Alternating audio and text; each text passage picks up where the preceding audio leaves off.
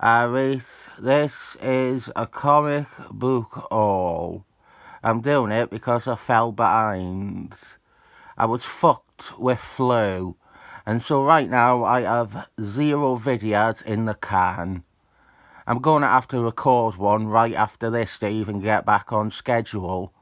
So this is a haul to hopefully keep you full of content for today. There's a few comics, but there's not really much here. West Coast Avengers 41, an issue that ties into the War of the Pantheons. This is a fill-in credited to Daniel LaRusso, based on a plot by Tom Falcon. Satan's Son is also in it. Annuals are among the worst things to find. I've got a lot of Hulk annuals here, starting with Annual 9 from 1980, Annual 11 from 1982. I already have Annual 10. There's the Captain Universe Man one. This one is one of those annuals which has guest appearances of a lot of the characters. We've got the Avengers on the cover, but Fantastic Four are in it. Everyone's in it. It's one of them annuals. Annual 12. Now, these annuals, 1983, I've observed these ones are a bit rarer than you would expect. They all add these covers with a box with the character in and then a black frame around it. Some of them, like Iron Man and Captain America, are cheap as chips, but ones like Thor or Hulk do tend to have higher prices. If you want a complete set of them, be aware that the Captain America one is not representative of the price of all of them. Annual 13. I think this one is when Hulk is at the crossroads, and I ain't got any of those comics, so I'm guessing we will be seeing me get the Crossroads issues soon. Annual 14, which slots in between issues of Jason Byrne's Hulk run. Marvel Funfair 22 continues on that train of thought, because this is essentially Jason Byrne's final Hulk issue.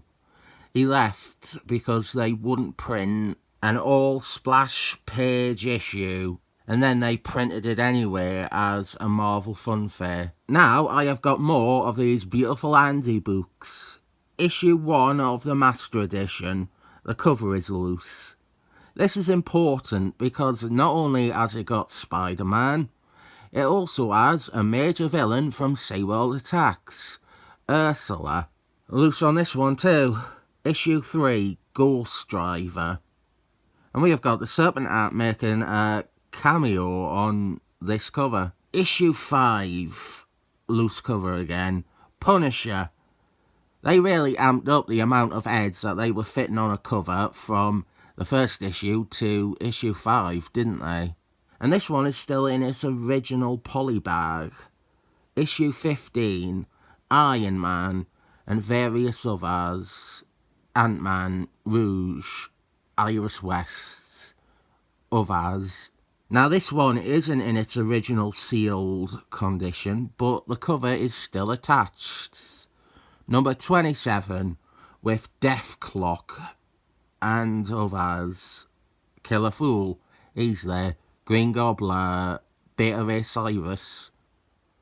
And fortunately, Darth Knight the subscriber currently has in his possession, for me, the final issues of this series, which are some of the harder ones to find. Without price stickers, we have Spider-Man issues 81, 82, and there is the recap that you didn't get to see last time because I was too disheartened by the presence of a giant price sticker on the cover. And then 83, completing my vague Age of Spider-Man collection, although I have something else to go in there, finding its way to me in the mail someday soon. Superman Beyond, issue 0. A one-shot by Tom Falcon, Ron French and Buscema brother. This is the variant cover by Ron French. Now we enter the realms of why the fuck have I got this? This is Terra Inc. Now, I don't like this character, and I haven't liked the writer, but I felt he was due a reappraisal. But the main thing, I have mentioned this in videos before, this is the main area of interest for me. Satan's son is and isn't in this. This was Satan's son. This was clearly meant to be Satan's son. The story involving him ties into the Sanctuary story arc from Defenders. That is a monastery there from that story. At the same time this series launched, the Bad Satan's Son series began. So they changed this to being Satan's Son's never before seen, never before mentioned, never again seen, never again mentioned brother. And the woman that he is married to was meant to be the cat. They changed her hair colour to try and throw us off the scent. It's very obviously Satan's son. I have long suspected that this, whatever is done with the character in this, probably will still be better than the bulk of what we have in the Satan's Son series. Issue 2. And one of the most telling bits is in this one.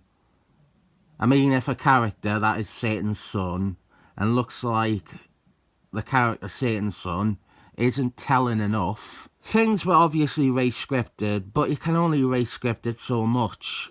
And so here we have Satan's son's origin, including characters and scenes that are not relevant to Satan's son's never-before-seen brother. So I am interested to see how Satan's son is in these, more so than reading about Terra Inc. Satan's son even makes the cover for issue 4. Issue 5, I have gotten half of this series. And it's not a 90s book if you cannot bring the Punisher in for a crossover. And it's always 2 issues, isn't it? Punisher is always a 2-parter. And then right at the end of this selection of comics, we have Tiny Titans. This is Secret Files and Origins, Tiny Titans 1. This is the prelude to the 1999 Tiny Titans series. We have pin-ups / profiles, supplementary materials, and bonus stories. Right now, I need to keep going and start doing a review of an issue of Hulk. So I give these 7 thumbs up and let's get back on track.